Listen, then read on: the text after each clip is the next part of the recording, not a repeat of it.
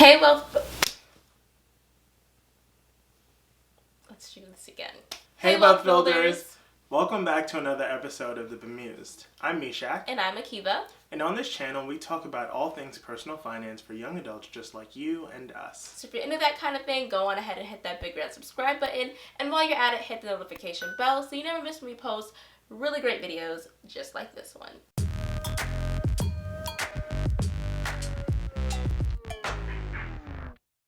Today's video is going to be a little bit different. I'm sharing an excerpt from a podcast that I was on back in, I think it was October, this podcast episode came out, called Breaking Money Silence. And in this episode, I chat with Kathleen Kingsbury about making financial literacy accessible. We talk a lot about the work that we do here, about how it relates to the racial wealth gap, and what our mission is and our goals around that. So hope you guys take a listen and enjoy this excerpt, especially in light of Black History Month.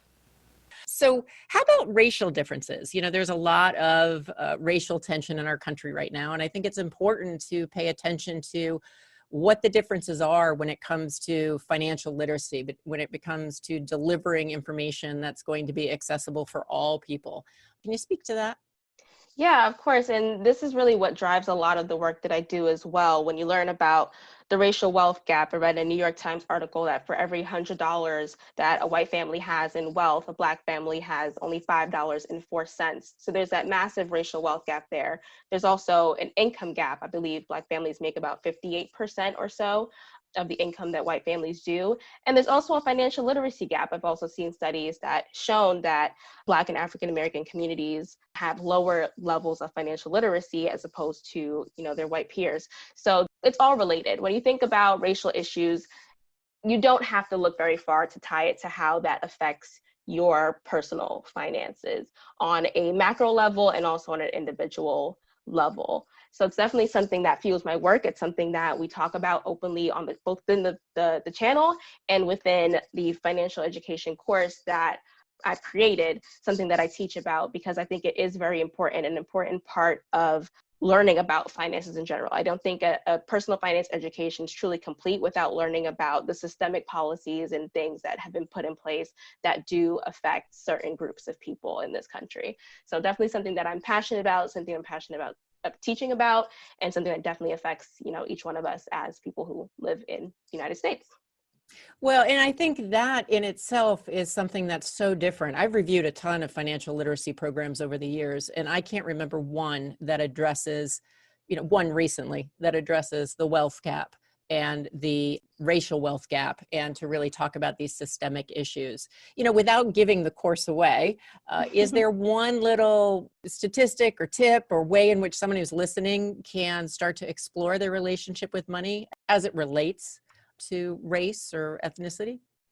Yeah, absolutely. I mean, there are so many different policies that at their face, legislation that we all know of, that seems harmless at its face when you really start to do the research as to, which groups are marginalized as a result of these policies. So when you think about things like the Homestead Act, or when you learn about even the Social Security Act, or the history of Wall Street, historically being a place where slaves were bought and sold and things like that, when you really look deeper at these common things that we just know about and hear about all the time, there's a wealth of information to be found as to the history of certain places and certain legislation that really affected and marginalized certain communities, especially communities of color. Well, and I, one of the things that I'm thinking is, even though I have financial literacy, I think that part of your course would be really useful for someone like myself who's been in this industry but hasn't gotten the history of the education because of the school system in which I was brought up in, which was affluent and it was white. And so there were stories told and stories not told. And I know women's history has been largely, until recently, left out of the course load.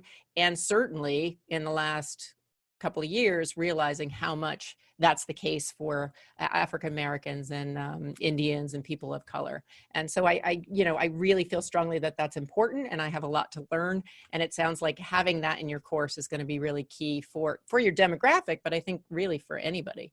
Excellent. So the other population of people that I think might be listening in that don't get a lot of sleep sometimes are parents.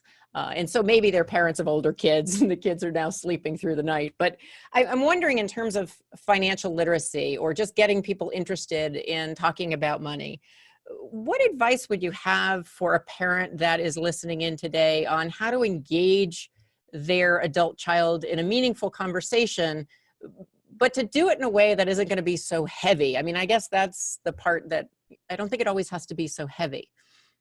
Yeah, it doesn't always have to be heavy at all. One major thing, and kind of the theme that flows throughout the work that I do, is transparency. Just talk to your kids. Be a little bit more open in terms of the lessons you've learned about money as you went throughout your life, or as certain things come up in your life now. Include your children in those conversations. A lot of parents I know aren't necessarily comfortable divulging those personal details about their life or about their finances, but what I've learned and what I try to model, and what hopefully my parents have started to do, is to try to open up a little bit in that regard. Let us know what's going on. And also, because we also need to be prepared.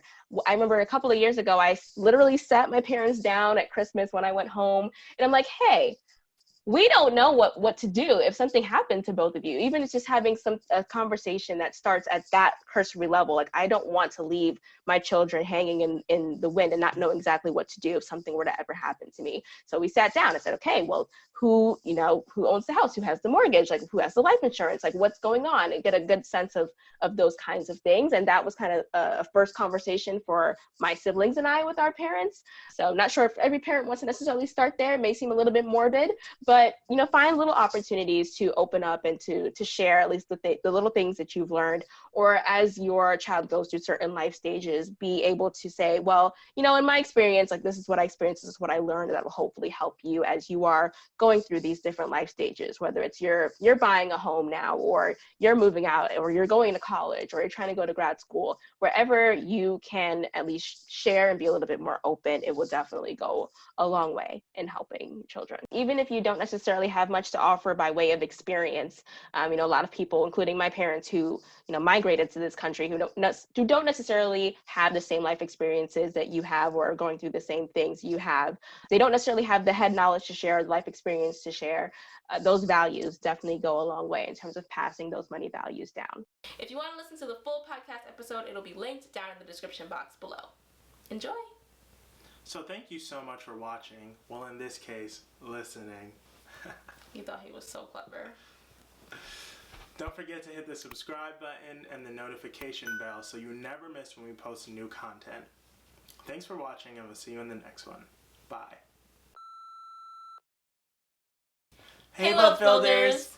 Welcome back to another episode of the Wow, Bemused. that was so fake. Take 3. Hey, Wealth Build, can you stop?